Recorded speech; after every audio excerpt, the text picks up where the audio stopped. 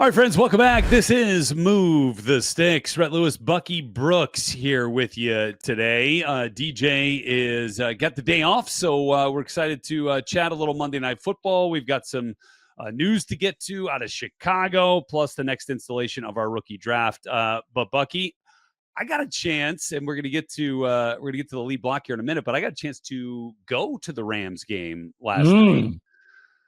And I got to tell you, man, and you know this as a coach's son. So, you know, my dad was in the league for a long time, right? And so I went to every game. You're every right game. there. Yeah, right on the field. inviting friends. And so one of my oldest son's little friends at school works for the Rams. And so they invited us to go to the game with them. And we got to go. And it just, man, it brought back like so many great memories of doing, you know, of like going to those games, like having, like, you know, fans have a vested interest. I get that. Yeah. But, you know, like when the checks are on the line, it's a different story, you know, and like, so you feel that anxiety. Like I felt that anxiety again. But overall, it was really cool. Cause like one of the things, you know, that I don't get a chance to do is like go to a game with our kids. We're always working the games. Yeah. You know, and you always feel like that's kind of something you're missing in cultivating their experience and love for the game, you know? So it's funny, Brett, because for the longest time, I never had an opportunity to go to games and just have what I call the fan experience. Yeah. Right. So I went right from playing to scouting. So everything that I'd been around in the NFL had always been in a work capacity. Right. And so when you look at the game, you certainly look at it through a different lens. You have different interests on the line. And so you don't really get to fully enjoy it. Right. Of late, like being able to go to games and just kind of sit in and get the popcorn and the hot dog and do your thing, kind of sit around. It's a cool thing. And for you to be able to take your kids and allow them to get it firsthand, I think it takes the fandom up a notch. It does. And I think for kids and anyone who has an opportunity to go see a game, it not only helps you kind of fall in love with your team, but maybe it fosters the dream a little bit, right? Maybe you can see yourself on the field in some capacity. It may not be as a player, but maybe it's, maybe I want to be a trainer. Or maybe I want to do one of the things. Maybe I want to be a photographer. Yeah. I think all those things are great. And every time I'm on the field, whether in a capacity as a sideline reporter, I'm looking around, I'm looking at all the great people that are working, but then I'm looking at all the young people that happen to get exposure to the game. So it's terrific that you're able to expose your kids to that. Yeah, and it does. And I think it's started to, the more that my oldest and my youngest is kind of, you know, a little bit less than, but getting into it with the interest, the more that they've wanted to watch and then now going to see the game, I think also fosters their passion for, you know, when they're out on the field actually doing it themselves, right? When they're playing flag, right? They're thinking about those moments and they're thinking about those plays, which I think kind of makes it a little bit more, you know, drives the attention a little bit more. So you know? I can tell you what's funny, and we can talk about the explosion of flag. My daughter played flag for the first time. Her senior year in high school, she plays flag. Awesome. Her team wins the league and does that. But now we have an opportunity to share the love of football in a different way. So now I got to get a team, and the Ravens are my team. I got to watch Lamar Jackson and do all this other thing. And I think that's going on across the country as more people are being exposed to the game through flag. It's creating a different generation of fans. And so it's great. So you talk about sharing those moments with your kids, like also being able to share. I mean, and like, you know, my dad was in the league, you know, I am, I guess, you know, as working for NFL media. My sister works for the Texans. Like, that's no coincidence. You know? Like, it is a family business, and again, it's all about interest and expanding, you know, horizons and getting experiences that way. So, it was really neat, and obviously the game for the Rams. Boy, it was a tough one, and that's where we'll get into the lead block presented by T-Mobile for Business. Football needs a network willing to go the extra yard, and so do you. Go further with T-Mobile for Business. Well, the Rams were all about the business of kicking field goals last night, and that's ultimately what it comes down to. You know, when you've got an offense that can be as explosive, Bucky, as the Dolphins can, and you know, can pick up chunk yards with a pass that's 2 yards behind the line of scrimmage or 2 yards beyond the line of scrimmage, it's pretty tough to deal with, and you've got to be able to convert some of those opportunities.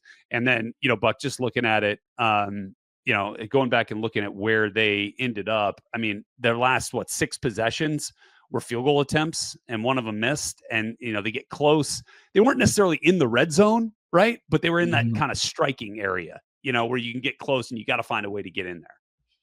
The thing that you have to know about, like, as the Miami Dolphins return to full health with their weapons on the perimeter, they go back to being the team that everyone really feared in terms of their speed, their explosiveness. Having watched it during the season opener when they had everybody going, Jalen Waddle and Tyreek Hill, you understand how challenging that offense can be to defend, not only on a vertical standpoint, but the horizontal game that they have in the pass game. And when Tua Tagovailoa is in there, it changes the equation completely because he's one of the best in the business at getting the ball out of his hands and into the hands of the playmakers on the perimeter. For the Rams, when you play a team like the Dolphins, who are going to put up 24, 25, 30 points, every opportunity that you have to score, you got to cash in. The field goal fest did not work in their favor because, man, you can't keep winning if you're swapping threes for sevens. The math doesn't work out for you. Stalled out at the Miami 16, the Miami 37, the Miami 39, the Miami 35. Matthew Stafford actually said that. He's like, he talked about the strike zone.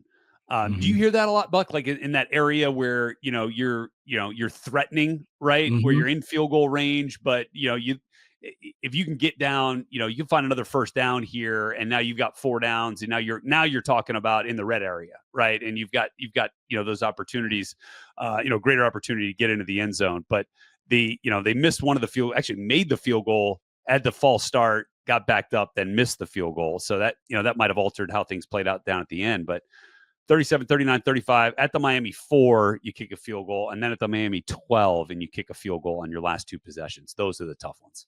Yeah, those are the tough ones. And look, man, the game comes down to a handful of plays, and those plays in the red area, everyone matters. And when you're on the fringe of the red area, what they call the high red zone, it's important that you get a couple of first downs and put yourself in a situation, in a position where you can maybe get 4 cracks at it inside the 10. They weren't able to do it. They weren't able to cash in on the opportunities. And for an offense like Dolphins, man, you give them room, they eventually find a way to run away from you. Look, I actually thought both defenses played pretty well in this game. I mean, obviously the Dolphins did, right? Limiting the Rams to just field goals and just field goal opportunities, especially down there, when they're in the red zone in those last 2 possessions, and keeping them out of the end zone was massive. I thought they got some good pressure and in a number of key situations that kind of kept pushing the Rams back, whether it was sacks or whether it was just throwaways. But man, I wanted to watch in person Jared Verse. I mean, such a bull in a china shop. I mean, just so powerful, so explosive. I mean, that dude is going to be an absolute stud. I mean, he already is, right? But I'm talking about like a dominant player in this league. And I cannot believe the Rams ended up getting him where they did. No, I mean, when you think about him, when you watched him play at Florida State, he was a power rusher who could bully people on the edges. And you think about being able to bring the duo. You think about Jared Verse and Brandon Fitz being able to come in, high energy guys that can do it, one inside, one outside, the relentless approach. And we talked about on the other pod about the committee situation and being able to really throw bodies at people. Well, the Rams have that ability, and they're just kind of beginning to kind of scratch the surface on what they have. But man, Verse is terrific. He's a game changer. He can tilt the field in the Rams' direction by making the splash plays that he is shown a picture being able to make. All right, extended lead block here as we assess the news out of Chicago that the Bears have fired offensive coordinator Shane Waldron. I mean, look, we talked about it on the Monday episode, right, Buck? I mean, it was just, they were a mess on offense. And, it looked like, as DJ mentioned, that, Caleb was being coached to not screw up, right? To not make a mistake, to not, not have a turnover. And he's holding on to the football. Their protection is breaking down. Now look, there are times obviously he's got to get the ball out, where he's holding the ball 3-4 seconds and then still getting sacked. So I mean, like it is a collective effort. And so at this point, with the Bears season spiraling, not surprised to see a move like this made for a head coach that's probably feeling a little bit of desperation here. Yeah, not surprised, because normally what happens in these situations, we've seen it play time and time again. First you fire a coordinator, then you're the next one to be fired. Yeah. If you're the Chicago Bears and you bring Shane Waldron over, you bring him in with the notion that he's going to work with the young quarterback, then you have to have an expectation that the young quarterback is going to play and play well or play better. For whatever reason, it didn't work out like that. Like he gets demoted, but then he doesn't touch the quarterback anymore. And so now you have all these other things and mixed messages, and the unit, the team looks dysfunctional, and it's just a hodgepodge of blah.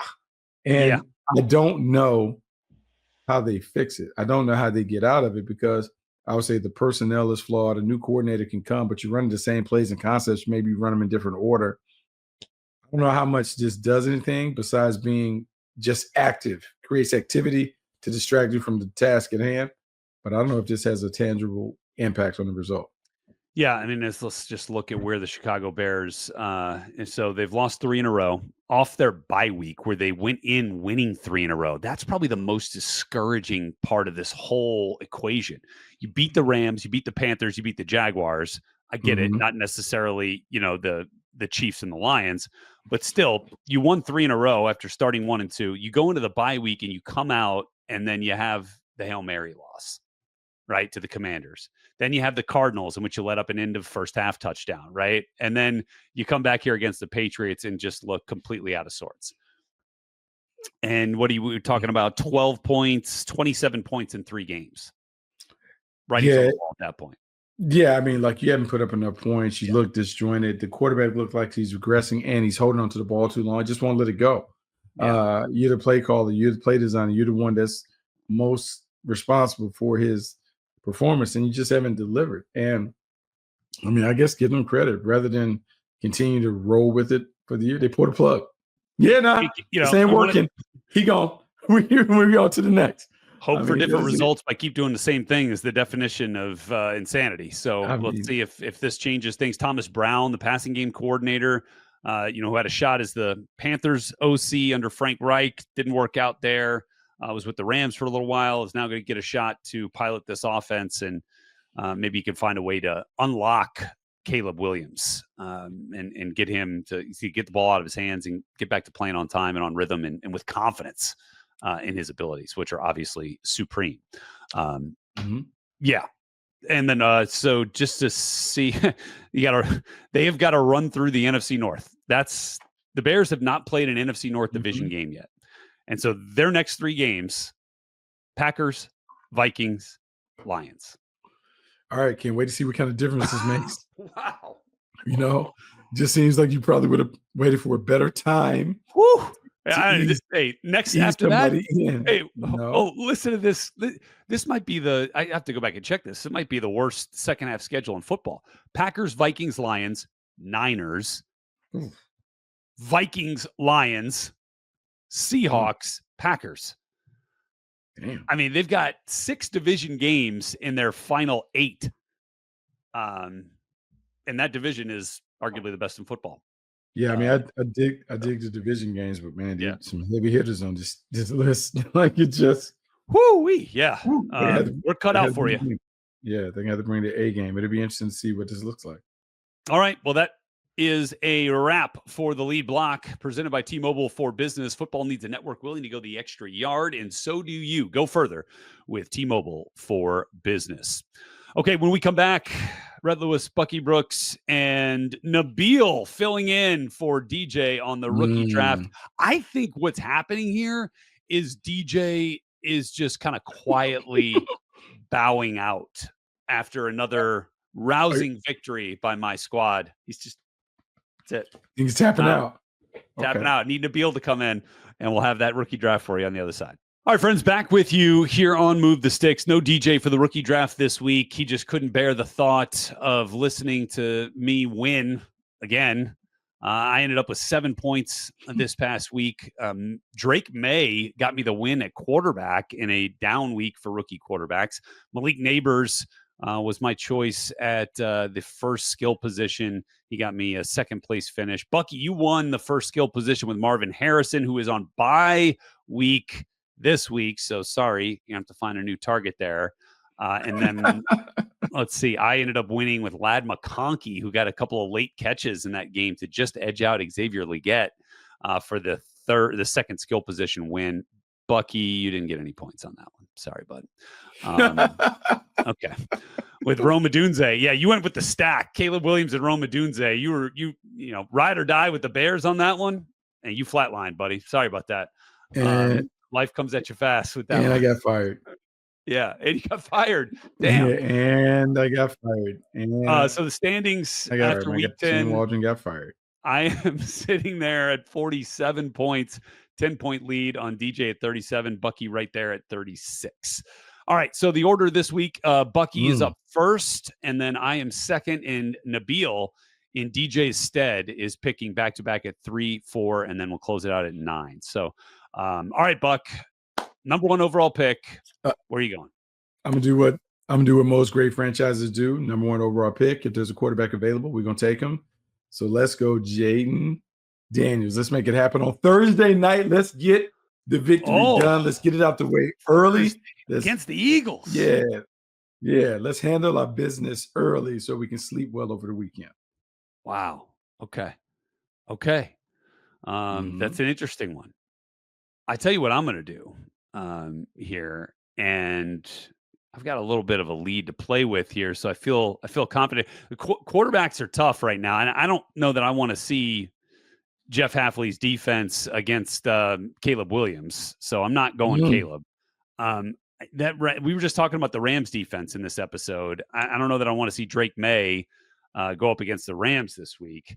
So I am thinking that I'm going to go Bo Nix taking on the Falcons, who we also talked about on Monday as providing a nice, comfortable pocket for opposing quarterbacks. So give me Bo Nix and the Broncos at home. I'm going to go Bo at number 2. So DJ / Nabil, you are up at number 3, your choice of skill positions. He's going Brock Bowers and Brian Thomas Jr. So, all right. Bowers makes sense. I get that one. I certainly get that one. So no Marvin Harrison this week, Bucky. So it's me. I am up again. No Marvin Harrison. So you know, Malik Neighbors still leads the way in rookie receptions at 66. Bowers right behind him at 62. Brian Thomas at 43.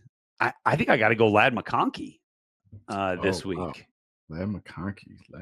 Yeah, I think I got to go Ladd against the Bengals. Give me Ladd. Lock up Ladd this week. So that brings you back with back-to-backs here, Bucky. Man, this is tough, right? Because somebody has to catch some balls this week. I got the Packers taking on the Bears, so I could go Rome Odunze, but Rome broke my heart last week. I got Devon Vele has been catching some balls from Bo Nix, the 7th round pick out of Utah. Jatavian Sanders with the Panthers has been coming on lately. He's got 30 catches already. He has, but I feel like I need a notable name. I got a big game this week, Kansas City versus Buffalo, and I'm just wondering, can I get a good performance from one of the rookies? Worry about Keon Coleman being available. So I'm thinking, I know. So I'm thinking Xavier Worthy should be due to make them regret what they passed on. So Xavier Worthy being available right there. And then I have to go back to back. And, you know, maybe I am feeling a little more optimistic about what you said. My 7th round guy, Devon Vele. Devon Vele. That's rich, Rhett. That's rich. I know, bud. Hey, look, you're trying to get me. Like I feel like. Man, Bucky Irving's down too. Like this is. I mean, you go Braylon Allen. That's what I was looking at. Braylon Allen is going to have to save me because I was looking at the Indianapolis Colts and the Jets. Let's go. Braylon Allen somehow saves me. He saves today. Okay, man. So I'm also looking at Ray Davis. Although I mean James Cook is back as the lead back there. That's a tough one. I might have to go with the stack. I might have to go with Devon Vele. No, I might have to hold on. Let me think about it here. That's what we're doing. Let me think about it for one more second here. That's what we're doing. We're going Devon. Nah, give me Jatavian Sanders. Give me the rookie tight end in Carolina. Where? Oh wait, no, Carolina's on bye. That's ridiculous. What are we doing? Hey, doing? that's down. Hey, that's a submitted. That's a submitted name. That's a submitted name. The domino hit the table. The domino hit the table. It did. Go ahead. Hey, give me Devon Vele. We're going Devon Vele. We're going with the stack, the Knicks Vele stack.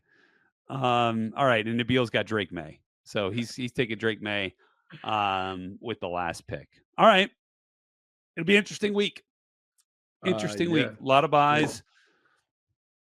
Yeah. Can Mac Jones get Brian Thomas going, or is Trevor back? I mean, I don't know. I don't know what we got going on with that. So there you go. That's our rookie draft for the week. I doubt if Trevor's back. I think this is a Mac Jones week. So yeah, we'll see. All right, Nabil. I hope you make DJ happy with that.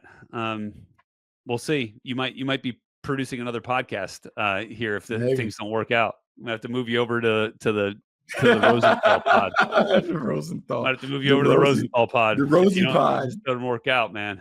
All right. Thanks for being with us here on Move the Sticks. Appreciate you guys. Back with more episodes later this week. A special conversation with Boise State head coach Spencer Danielson on the way here for you on Move the Sticks.